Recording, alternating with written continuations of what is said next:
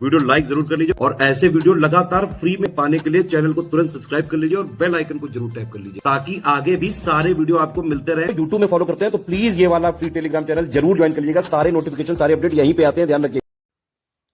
नमस्कार दोस्तों, कैसे हैं आप सभी लोग। मैं प्रियंका एक बार फिर से आप सभी का एग्ज़ाम प्रिपरेशन के यूट्यूब चैनल पर स्वागत करती हूं। आई होप आप अपनी पढ़ाई बेहतर ढंग से कर रहे होंगे, बहुत अच्छे से प्रिपरेशन कर रहे होंगे।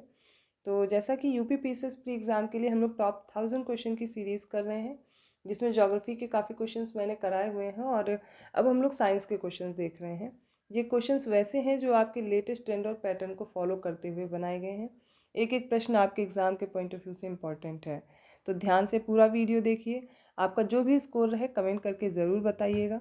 जो भी बच्चे न्यू हैं चैनल पर बता दूं, ये क्लास डेली रात को 9 बजे आती है।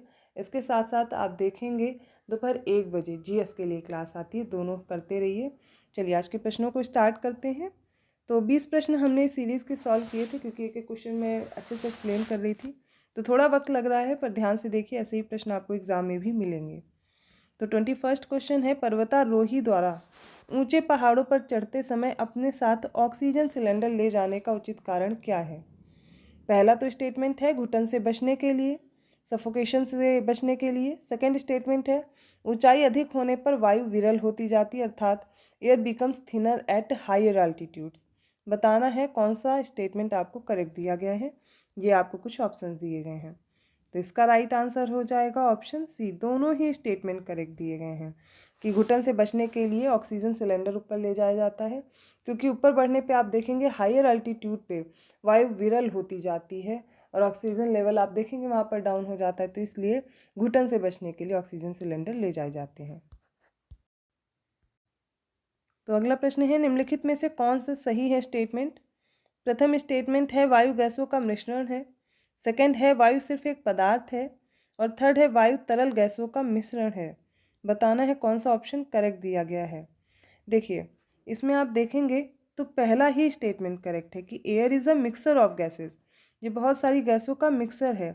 लेकिन अगर आपसे बोला जा रहा है कि हवा एक सिर्फ पदार्थ है, तो ये सिर्फ पदार्थ नहीं है, ठीक है, वास्तव में ऐसा कुछ नहीं है। और वायु तरल गैसों का मिश्रण है, तो यहाँ आप देखते हैं वायु कई गैसों का मिश्रण है, ना कि तरल गैसों का मिश्रण है। तो ये दोनों स्टेटमेंट इनकरेक्ट हो गए और ऑप्शन आपका डी राइट हो जाएगा। 23rd क्वेश्चन है 99% वायु के मुख्य संगठक कौन कौन से हैं, अर्थात जो 99% एयर है वो किससे मिलकर के बनती है। पहला ऑप्शन है कार्बन डाइऑक्साइड और जलवाष्प के द्वारा। सेकंड ऑप्शन है ऑक्सीजन और कार्बन डाइऑक्साइड के द्वारा। सी ऑप्शन है नाइट्रोजन, ऑक्सीजन और जलवाष्प। और डी ऑप्शन है नाइट्रोजन और ऑक्सीजन। इसका देखिए राइट आंसर हो जाएगा ऑक्सीजन और नाइट्रोजन, ये मिलकर के वायु का लगभग 99% जो कॉम्पोजिशन है वो बनाते हैं। शेष 1% में सभी गैसें आ जाती हैं, जैसे कि आप देखेंगे इसमें अब कार्बन डाइऑक्साइड है, ऑर्गन है, नियॉन है, ये सारी गैसेस आ जाएंगी। जलवाष्प इस भी इसी में आएगा शेष 1% में। बाकी आप देखेंगे जो 99% है वो किससे मिलकर के बना है, नाइट्रोजन और ऑक्सीजन से। 24th क्वेश्चन है निम्नलिखित कथनों पर विचार करें। पहला स्टेटमेंट है पौधे ऑक्सीजन का सेवन करते हैं। सेकंड स्टेटमेंट है पौधे ऑक्सीजन का उत्पादन करते हैं। चलिए बताइए इसमें कौन सा ऑप्शन आपको गलत दिया गया है। ये पूछा गया, ये ध्यान दीजिएगा कि क्या आपसे इसमें सही पूछा गया और किस में आपसे पूछा गया है कौन से ऑप्शन गलत दिए गए हैं। देखिए दोनों ही स्टेटमेंट आपको सही दिए गए हैं, कोई भी स्टेटमेंट गलत नहीं है, इसलिए ऑप्शन डी राइट हो जाएगा। अब इसको समझना ऐसे है कि जो फोटोसिंथेसिस अर्थात प्रकाश संश्लेषण की जो प्रक्रिया होती है, इसमें खाना या अपना भोजन पौधे स्वयं ही बनाते हैं। अब इस प्रोसेस में ये क्या करते हैं, ऑक्सीजन का उत्पादन करते हैं, प्रोडक्शन करते हैं ऑक्सीजन का। और इसके साथ साथ जब मैं रेस्पिरेशन की बात करूँगी तो ये रेस्पिरेशन में ऑक्सीजन का सेवन करते हैं, लेकिन उससे अधिक मात्रा में ये उसका उत्सर्जन भी करते हैं। तो दोनों ही स्टेटमेंट आपके करेक्ट हो जाएंगे। 25th क्वेश्चन है निम्नलिखित में से कौन से कथन सत्य दिए गए हैं। पहला स्टेटमेंट है विटामिन सी की कमी से दृष्टि की हानि हो सकती है। सेकंड स्टेटमेंट है आयोडीन की कमी से घेंगा या गलगंड रोग होता है। थर्ड स्टेटमेंट है विटामिन ए की कमी के कारण रिकेट्स होता है। ये प्रश्न ऐसे हैं कि हर बार एग्जाम में पूछे ही जाते हैं। अगर साइंस में प्रश्न बनते हैं तो इस टॉपिक से प्रश्न जरूर आते हैं। पहला तो ये वाइटमिन्स वाला, डेफिशिएंसी से रिलेटेड, और दूसरा है डिजीजेस से। तो इनको बहुत अच्छे से प्रिपेयर करिए और बहुत बार कंप्लीट कराए, अब आप गलती नहीं कर सकते हैं। तो पहला स्टेटमेंट देखिए, विटामिन सी की कमी से दृष्टि की हानि दी गई है। मतलब विटामिन सी की डेफिशिएंसी से लॉस ऑफ विजन होता है, क्या ऐसा है? जी नहीं, विटामिन ए की कमी से होता है। ठीक, पहला स्टेटमेंट गलत हो गया। आयोडीन की डेफिशिएंसी से ग्वाइटर अर्थात घेंगा रोग होता है, सही दिया गया है। ऑप्शन सेकंड वाला जो स्टेटमेंट है वो आपको करेक्ट दिया गया है। अब थर्ड वाला भी देख लीजिए, विटामिन ए रेटिनॉल की कमी से रिकेट्स दिया गया है, ये भी गलत दिया गया है। आपको जब मैंने याद कराया था तो याद होगा, विटामिन डी की कमी से ऐसा होता है रिकेट्स। क्या होती हैं? बोन्स जो होती हैं वो सॉफ्ट हो जाती हैं, है ना। तो ऑप्शन अब कौन सा राइट हो जाएगा? बी, यही स्टेटमेंट करेक्ट दिया गया है। विटामिन ए की कमी से लॉस ऑफ विजन है, या फिर इसको बोलते हैं नाइट ब्लाइंडनेस होती है। विटामिन बी1 की कमी से बेरी बेरी होगा। विटामिन सी की डेफिशिएंसी से स्कर्वी होता है, गम से ब्लीडिंग होने लगती है। विटामिन डी की डेफिशिएंसी से रिकेट्स होगा या ऑस्टियोमेलेसिया भी होता है। कैल्शियम की कमी से क्या होगा? बोन और टूथ डीके होने लगेंगे। फिर आयोडीन तो इसमें दिया ही हुआ है, इसकी कमी से क्या होता है? घेंगा होता है। 26वां क्वेश्चन है, निम्नलिखित में से कौन वायुमंडल में ऑक्सीजन और कार्बन डाइऑक्साइड को संतुलित करने का कार्य करते हैं? पहला ऑप्शन है पौधे, सेकंड है जानवरों द्वारा, थर्ड है पौधों और जानवरों द्वारा, और ऑप्शन डी है कोई नहीं। इसका राइट आंसर हो जाएगा ऑप्शन सी, क्योंकि पूछा गया ऑक्सीजन और कार्बन डाइऑक्साइड दोनों को कैसे संतुलित किया जाता है वायुमंडल में। देखिए, जो पौधे हैं वो क्या करते हैं? कार्बन डाइऑक्साइड का इंटेक करते हैं और ऑक्सीजन रिलीज करते हैं, ठीक है। और हम लोग क्या करते हैं? जानवर क्या करते हैं? ये ऑक्सीजन इंटेक करते हैं और कार्बन डाइऑक्साइड का निष्कासन करते हैं। अब इसकी वजह से क्या होगा? एक बैलेंस बना रहता है आपस में कार्बन डाइऑक्साइड और ऑक्सीजन का। तो आंसर क्या राइट हो जाएगा? Option C. 27वां क्वेश्चन है, अगर हमारे आसपास वायु की उपलब्धता नहीं है तो इनमें से कौन इसके परिणाम स्वरूप अपघटित नहीं हो सकते हैं? दहन, श्वसन, पानी का उबलना, प्रकाश संश्लेषण या फिर वाष्पीकरण। इसका राइट आंसर बताइए, ये आपको ऑप्शंस दिए गए हैं। इसका सही उत्तर हो जाएगा ऑप्शन सी, सारे के सारे। दहन, श्वसन, पानी का उबलना, प्रकाश संश्लेषण, वाष्पीकरण। अगर हमारे पास वायु की उपलब्धता नहीं है तो ये सभी अपघटित नहीं हो सकते। 28वां क्वेश्चन है, हमारे शरीर में निम्नलिखित में से कौन पोषक तत्वों का महत्वपूर्ण हिस्सा है? कार्बोहाइड्रेट, प्रोटीन और विटामिन में से बताना है क्या आंसर सही होगा। ये सारे ऑप्शन दिए गए हैं, तो चलिए समझिए। हमारे शरीर में इन सभी पोषक तत्वों की ज़रूरत है, वो चाहे कार्बोहाइड्रेट हो, प्रोटीन हो या फिर विटामिन हो। क्योंकि कार्बोहाइड्रेट हमारी बॉडी को एनर्जी प्रोवाइड करते हैं, प्रोटीन हमारी ग्रोथ में इम्पॉर्टेंट हैं, और विटामिन्स हमारी बॉडी में डिफरेंट डिफरेंट टाइप के ज़रूरतों के लिए इम्पॉर्टेंट हैं। इनका होना बहुत ज़रूरी है। जैसे कि आपने देखा है, आँखों के लिए ज़रूरी है विटामिन ए।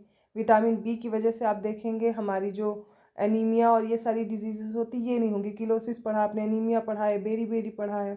इन सभी के लिए ज़रूरी है हमारी बॉडी में विटामिन बी हो। सी की डेफिशिएंसी होगा तो स्कर्वी हो जाएगा। ऐसे बहुत सी चीज़ों के लिए विटामिन भी ज़रूरत है। तो ये सारे जो मैक्रो और माइक्रो न्यूट्रिएंट्स हैं ये हमारी बॉडी के लिए इम्पॉर्टेंट है, चाहे कार्बोहाइड्रेट हो, प्रोटीन हो और विटामिन हो। आंसर बी राइट होगा। 29वां क्वेश्चन है, पौधों का कौन सा भाग उनकी खाद्य फैक्ट्री कहलाता है? अर्थात फूड फैक्ट्री किसे कहते हैं? ऑप्शन ए है पत्तियाँ, ऑप्शन बी है जड़ें, ऑप्शन सी है तना और ऑप्शन डी है पुष्प। इसका राइट आंसर होगा ऑप्शन ए। ऐसा क्यों है?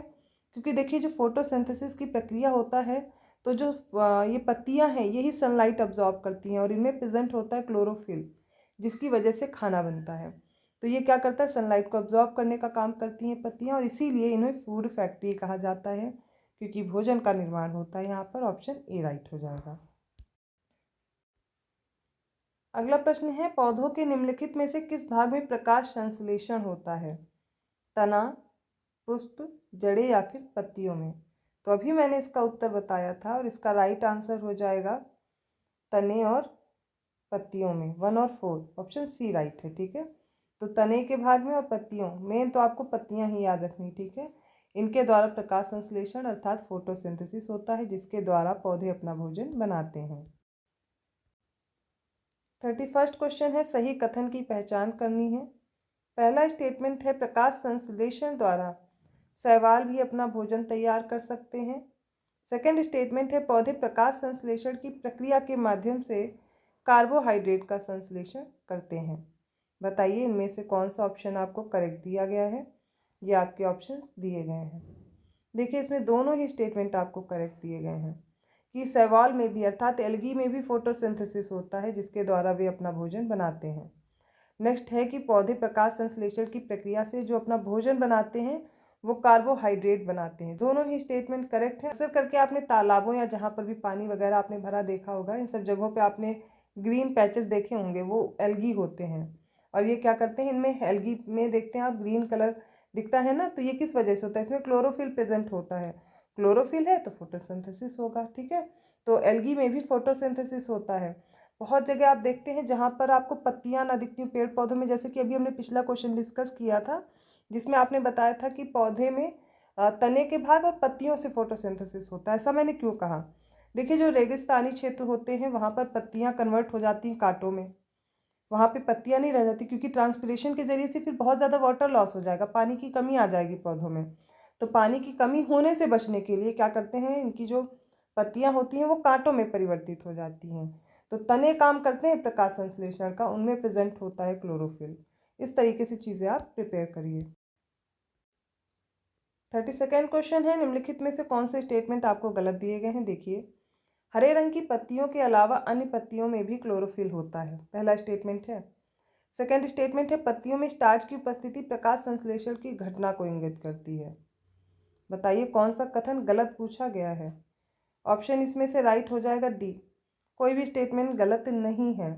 अर्थात आप अगर देखेंगे जो हरे रंग की पत्तियों के अलावा अन्य पत्तियों में भी क्लोरोफिल होता है। ऐसा नहीं है कि क्लोरोफिल ही नहीं होगा तो फिर फोटोसिंथेसिस होगा कैसे। अगर पत्तियां सिर्फ ग्रीन कलर की पत्तियों में ही होता तो खुद भी सोचिए ना, वो लोग फूड कैसे बनाएंगे, अपना पौधे अपना भोजन कैसे निर्माण करेंगे। तो सभी प्रकार की पत्तियों में आपको क्लोरोफिल मिलेगा जिसके जरिए से अपना भोजन निर्माण करते हैं।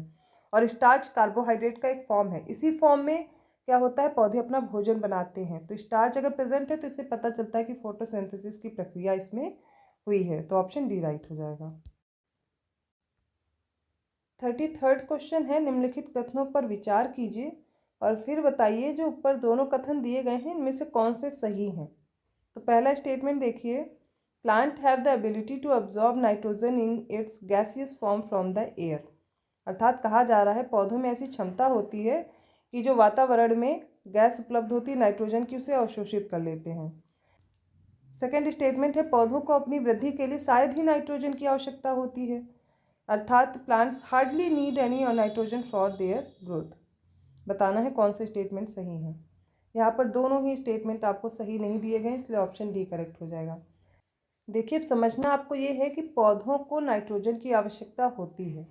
आपने देखा होगा बहुत सारे उर्वरक खाद वगैरह यूज़ की जाती है ना खेतों में, तो पौधों को नाइट्रोजन की आवश्यकता होती है, इसलिए सेकंड स्टेटमेंट अपने आप गलत हो गया। और पहला जो स्टेटमेंट दिया गया है इसके अनुसार कि नाइट्रोजन जो वातावरण में उसे डायरेक्टली अवशोषित कर लेते हैं पौधे, जबकि ऐसा नहीं होता है, ये नाइट्रेट के फॉर्म में लेते हैं। तो इनमें कुछ जीवाणु प्रेजेंट होते हैं, आपने दलहनी पौधों की गांठों में भी देखे होंगे। इसमें राइजोबियम नामक जीवाणु होता है जो क्या करता है नाइट्रोजन को नाइट्रेट में कन्वर्ट कर देता है, और जिस फॉर्म में क्या होता है पौधे लेते हैं। तो पौधे डायरेक्टली नाइट्रोजन नहीं अवशोषित करते, ये नाइट्रोजन को कन्वर्ट कर देते हैं नाइट्रेट में, फिर ये अवशोषित करते हैं। तो इसलिए पहला स्टेटमेंट भी गलत हो गया, ऑप्शन डी राइट होगा। 34वां क्वेश्चन है निम्नलिखित कथनों पर विचार कीजिए और बताइए कौन से स्टेटमेंट आपको रॉन्ग दिए गए हैं या गलत दिए गए हैं। तो पहला स्टेटमेंट है सभी पौधों में पर्णहरित या फिर क्लोरोफिल प्रेजेंट होता है। सेकंड स्टेटमेंट है सभी पौधे स्वपोषी या ऑटोट्रॉफ होते हैं। या फिर थर्ड स्टेटमेंट है, ये भी देख लीजिए, सभी पौधे अपने स्वयं के भोजन को संश्लेषित कर सकते हैं। बताइए कौन से ऑप्शन करेक्ट होंगे, कौन सा ऑप्शन आपको गलत दिया गया है। इसका राइट आंसर हो जाएगा बी, तीनों ही स्टेटमेंट आपको रॉन्ग दिए गए हैं। कैसे, सभी पौधों में ज़रूरी नहीं क्लोरोफिल प्रेजेंट हो, पहली चीज़ तो, क्योंकि सभी पौधे ऑटोट्रॉफ नहीं होते, सभी पौधे अपना भोजन स्वयं नहीं बनाते। दोनों स्टेटमेंट गलत हो गए। ठीक है, ऑटोट्रॉफ का मतलब होता है जो अपना भोजन स्वयं बना लेते हैं, हेटरोट्रॉफ जो अपना भोजन बनाने के लिए या फिर खाने के लिए दूसरों पर निर्भर हो। तो पौधे भी हेटरोट्रॉफ होते हैं, सभी पौधे अपने भोजन को स्वयं संश्लेषित कर सकते हैं ऐसा नहीं है। मैंने क्या बताया, कुछ हेटरोट्रॉप्स भी होते हैं जो दूसरे पौधों पर निर्भर होते हैं या फिर जंतुओं पर निर्भर होते हैं, इसलिए ये तीनों स्टेटमेंट गलत दिए गए हैं। 35वां क्वेश्चन है, निम्नलिखित का मिलान कीजिए। एक तरफ पौधे के नाम दिए गए हैं, दूसरी तरफ वो कैसे प्रकार हैं वो पूछे गए हैं। जैसे कवक है, कसकुटा या फिर अमरबेल है, घटपर्णी है, इसे पिचर प्लांट भी बोलते हैं। अब देखिए इसमें दिया गया है कीट भक्षी पौधा, दूसरा जो इसका प्रकार में दिया गया है, और परजीवी है, मृतोपजीवी है। बताइए इनमें से कौन सा क्या है। अब इसको सही से मैच करने के लिए ऑप्शंस दिए गए हैं, इनके अनुसार मैच कीजिए। इसका राइट आंसर होगा, देखिए जो फंजाई होते हैं ये क्या होते हैं, ये सेप्रोफाइट्स होते हैं, मृतोपजीवी होते हैं। नेक्स्ट है कसकुटा या फिर अमरबेल, ये होता है पैरासाइट, कैसा होता है, परजीवी होता है। और घटपर्णी ये एक तरह का पिचर प्लांट है जो कीट भक्षी होता है, ये अपने नाइट्रोजन की कमी को पूरा करने के लिए कीटों को खाते हैं। अपना भोजन तो ये स्वयं बनाते हैं, ये ऑटोट्रॉप्स होते हैं, ठीक है, फोटोसिंथेसिस होती है इसमें, लेकिन जो इनमें नाइट्रोजन की कमी होती है उसके लिए ये कीटों का भक्षण करते हैं। तो इसका राइट आंसर हो जाएगा ऑप्शन सी। 36वां क्वेश्चन है, मृतोपजीवी क्या हैं, अर्थात सेप्रोटॉप्स क्या होते हैं। वे जो दूसरे के जीवों पर या शरीर में रहकर जीवित रहते हैं। सेकंड ऑप्शन है वे अपना भोजन स्वयं बनाते हैं। थर्ड ऑप्शन है वह दूसरों द्वारा तैयार किए गए भोजन पर निर्भर करते हैं। और ऑप्शन डी है वे क्षयकारी पदार्थों से पोषण ग्रहण करते हैं। चलिए बताइए इसका कौन सा उत्तर सही होगा। और इसका राइट आंसर होगा ऑप्शन डी, ये अपना न्यूट्रिशन लेते हैं डिकेइंग मैटर से, अर्थात क्षयकारी पदार्थों से। सेप्रोट्रॉप्स क्या होते हैं, इनमें देखिए जो न्यूट्रिशन की प्रोसेस है वो बिल्कुल अलग तरीके से होती है। ये मृत और सड़े वाले पदार्थों पर पाचक रसों का पहले तो श्रावण करते हैं, फिर इसे एक घोल के रूप में बदलते हैं, फिर इन पोषक तत्वों को अवशोषित करते हैं। पोषण की ये जो तरीका है ये कैसा होता है, क्षयकारी पदार्थों से पोषण को या पोषक तत्वों को ग्रहण करना होता है। इन्हीं को ही सेप्रोट्रॉप्स कहते हैं, ठीक है। तो इन्हें ही मृतोपजीवी भी कहा जाता है। ऑप्शन डी राइट है। देखिए एक एक प्रश्न में थोड़ा वक्त लग रहा है क्योंकि साइंस ऐसा सेगमेंट है जो सभी को नहीं आता होता है। जीएस आप अच्छे से पढ़ रहे होते हैं, बहुत सारे सोर्सेज अवेलेबल हैं, आप पढ़ लेते हैं, लेकिन साइंस में आप सभी को दिक्कत होती है, और खासकर बायो वाले सेक्शन में। तो मेरे अकॉर्डिंग आप जितना भी पढ़िए ढंग से पढ़िए, क्योंकि इन्हीं स्टेटमेंट से आपके क्वेश्चन बन सकते हैं और इन्हीं क्वेश्चन से ऑप्शन तैयार हो सकते हैं। तो एक एक क्वेश्चन आपके लिए इंपॉर्टेंट है, और हर एक प्रश्न से मैं आपको वो प्रोसेस बता रही हूँ या वो सेगमेंट आपका क्लियर कर दे रही हूँ जो आपको दोबारा पढ़ना ना पड़े, ठीक है। अब 37वां क्वेश्चन है, इनमें से कौन से कथन आपको सही दिए गए हैं। पहला स्टेटमेंट है कवक जो होते हैं परजीवी होते हैं, अर्थात पैरासाइट्स होते हैं। सेकेंड स्टेटमेंट है कवक हमेशा पौधों के लिए हानिकारक होते हैं। अब बताइए इनमें से कौन सा ऑप्शन आपको सही दिया गया है। इसका राइट आंसर होगा ऑप्शन डी, कोई भी स्टेटमेंट सही नहीं है। ऐसा क्यों है, अभी हम लोगों ने पढ़ा कि कवक सेप्रोट्रॉप्स होते हैं, तो यहाँ पर तो परजीवी दिया गया है, अपने आप पहला ऑप्शन करेक्ट हो गया, मतलब पहला स्टेटमेंट गलत हो गया। सेकेंड स्टेटमेंट है कवक हमेशा पौधों के लिए हानिकारक होते हैं। फंजाई से डिजीज़ भी होती है, हम लोगों ने पढ़ी है ना, तो आपने देखा है फंजाई से ह्यूमंस में भी या एनिमल्स में भी डिजीजेस होती हैं और पौधों में भी होती हैं, लेकिन सारे ही कवक हार्मफुल हों ऐसा ज़रूरी नहीं है। हम लोग मशरूम्स खाते हैं, ईस्ट का भी प्रयोग किया जाता है, आपने पिज़्ज़ा वगैरह खाया है ना, उसमें जो ब्रेड फुलाई जाती है उसमें ईस्ट का प्रयोग होता है। केक खाते हैं उसमें भी ईस्ट का प्रयोग किया जाता है, जो आप एगलेस केक लाते हैं ना तो उसमें भी ईस्ट यूज़ किया जाता है, या फिर खमीर इसको बोलते हैं, इसका प्रयोग होता है। तो हमेशा हार्मफुल नहीं होते। दूसरा स्टेटमेंट भी गलत दिया गया है, ऑप्शन डी राइट होगा। अगला प्रश्न है लाइकेन इनमें से किसके बीच एक सहजीवी संबंध है, सिम्बियोटिक रिलेशनशिप पूछा गया है। तो पहला स्टेटमेंट है बैक्टीरिया और शैवाल का, सेकंड है कवक और शैवाल का, थर्ड है वायरस और बैक्टीरिया का, और डी है कवक और बैक्टीरिया का। इसका देखिए राइट आंसर हो जाएगा ऑप्शन बी, कवक और शैवाल के बीच जो सहजीवी संबंध है अर्थात सिम्बियोटिक रिलेशनशिप है वो प्रेजेंट होता है, इसको बोलते हैं लाइकेन। अभी जब हम लोग लास्ट क्वेश्चंस डिस्कस कर रहे थे तब मैंने आपको बताया था शैवाल क्या होते हैं, ग्रीन कलर के पैचेस आपने देखे हैं, इनमें क्लोरोफिल प्रेजेंट होता है और ये अपना खाना खुद बनाते हैं, इतना आपको याद होगा। अब क्या होता है कि ये तो भोजन बना लेता है एल्गी, कवक क्या करता है, इसको पानी दिलाता है, मिनरल्स प्रोवाइड करता है जो कि फोटोसिंथेसिस में इसको हेल्प करते हैं। तो दोनों ही एक दूसरे से सिम्बियोटिक रिलेशन बनाए हुए हैं, सहजीविता बनाए हुए हैं, जिसके कारण दोनों को फूड या फिर भोजन प्राप्त होता है और दोनों ही ग्रोथ कर पाते हैं, और इसे बोलते हैं लाइकेन। अब आपको समझ में आ गया होगा। 39वां क्वेश्चन है, उर्वरकों, खादों आदि के माध्यम से पौधों को कौन से पोषक तत्व कृत्रिम रूप से दिए जा सकते हैं? Phosphorus, potassium, nitrogen, carbon dioxide और नाइट्रोजन ऑक्साइड। बताइए इनमें से कौन सा ऑप्शन करेक्ट होगा? इसका सही उत्तर हो जाएगा ऑप्शन सी, फॉस्फोरस, पोटेशियम और नाइट्रोजन। ये आर्टिफिशियली अर्थात कृत्रिम रूप से दिए जा सकते हैं, ठीक है। बाकी कार्बन डाइऑक्साइड, नाइट्रोजन ऑक्साइड ये तो सब प्रेजेंट ही है एनवायरनमेंट में, ठीक है। तो फर्टिलाइजर्स और मेन्योर्स के माध्यम से आप देखेंगे फॉस्फोरस, पोटेशियम और नाइट्रोजन दिए जाते हैं। अगला प्रश्न है, निम्नलिखित में से कौन से कथन आपको सही दिए गए हैं, सत्य दिए गए हैं? पहला स्टेटमेंट है, पौधों को घुलनशील रूप में नाइट्रोजन की आवश्यकता होती है। सेकंड है, राइजोबियम नामक जीवाणु वायुमंडलीय नाइट्रोजन ले सकता है और इसे घुलनशील रूप में परिवर्तित कर सकता है। थर्ड स्टेटमेंट है, किसानों को उस मिट्टी में नाइट्रोजन उर्वरक डालने की आवश्यकता नहीं होती जिसमें फलीदार पौधे उगाए जाते हैं। बताइए कौन से स्टेटमेंट सही दिए गए हैं? और इसका राइट आंसर हो जाएगा ऑप्शन बी। सेकंड और थर्ड आपको स्टेटमेंट करेक्ट दिए गए हैं। अब एक एक करके सारे स्टेटमेंट समझिए। शायद मैंने अभी पहला स्टेटमेंट गलत पढ़ दिया है। पौधों को अघुलनशील रूप में नाइट्रोजन की आवश्यकता होती है, अर्थात इनसॉल्युबल फॉर्म में नाइट्रोजन की आवश्यकता होती है, पहले स्टेटमेंट में दिया गया है। चलिए एक एक स्टेटमेंट आप समझिए। तो जो पहला स्टेटमेंट है वो दिया गया है कि पौधों को अघुलनशील नाइट्रोजन चाहिए होती है, अर्थात इनसॉल्युबल, तो गलत दिया गया है, सॉल्युबल नाइट्रोजन चाहिए होती है। तो पहला स्टेटमेंट गलत हो गया। सेकंड देखिए, जो राइजोबियम अभी मैंने आपसे डिस्कस किया था कि ये एक जीवाणु होता है, एक बैक्टीरिया होता है जो पौधों के तनों में आप देखेंगे गांठ बनी होती है, उसमें प्रेजेंट होता है, और ये वायुमंडलीय नाइट्रोजन को नाइट्रेट में कन्वर्ट करता है, अर्थात घुलनशील रूप में परिवर्तित करता है, जो ईजिली पौधे अब्जॉर्ब कर पाते हैं। तीसरा है, किसानों को उस मिट्टी में नाइट्रोजन, हाँ जी बिल्कुल, जो फलीदार पौधे होते हैं उनमें ज़रूरत नहीं होती, क्योंकि ये नाइट्रोजन को नाइट्रेट में कन्वर्ट कर सकते हैं और उस फॉर्म में ये इनटेक कर लेते हैं, तो उसमें ज़रूरत नहीं होती है नाइट्रोजन वाले उर्वरक डालने की। ज़्यादातर आपने देखा होगा फलीदार या दलहनी फसलों में नाइट्रोजन वाले उर्वरकों की आवश्यकता नहीं होती। क्यों? क्योंकि उन्हें नाइट्रोजन वो अपने आप कन्वर्ट करके अब्जॉर्ब कर लेते हैं। तो ऑप्शन बी राइट है। सेकेंड और थर्ड स्टेटमेंट सही दिए गए हैं, पहला स्टेटमेंट गलत दिया गया था। तो ये कुछ आज हमने साइंस के प्रश्नों को हल करने की कोशिश की, और जिसमें एक एक प्रश्न को मैंने आपको एक्सप्लेन किया है, सारे स्टेटमेंट मैंने आपको एक्सप्लेन किए हैं। हर एक स्टेटमेंट से प्रश्न बन सकता है, तो सब ध्यान से पढ़िए। कितने क्वेश्चंस आपके करेक्ट हुए, कितने रॉन्ग हुए, कमेंट करके ज़रूर बताइएगा, और आपका जो भी सुझाव रहता है वो भी ज़रूर कमेंट कीजिएगा। मैं वेट करती हूँ आपके कमेंट्स का, और हर एक स्टूडेंट को मैं रिप्लाई करने की कोशिश करती हूँ।